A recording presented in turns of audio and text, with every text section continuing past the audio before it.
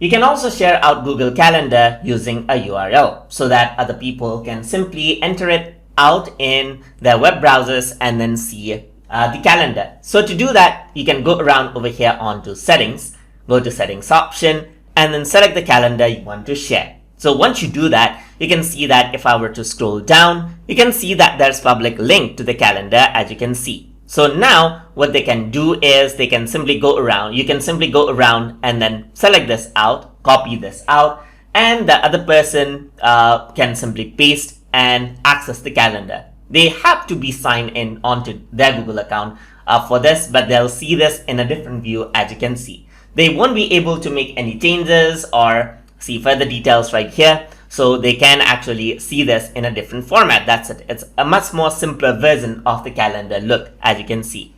They can also go around and then embed this out. You can also embed this out right here, and you can customize this out as well for the embed option on to how you want to be shared out with other people as well. You can select the color, as you can see right here, just like this. You can enable and disable the border right here. You can go for the default view, which may be weak and so forth. So you can work around with these options and then copy this out and paste this out in a particular web page as well. Even set the width and height right here to make it seem in a certain way.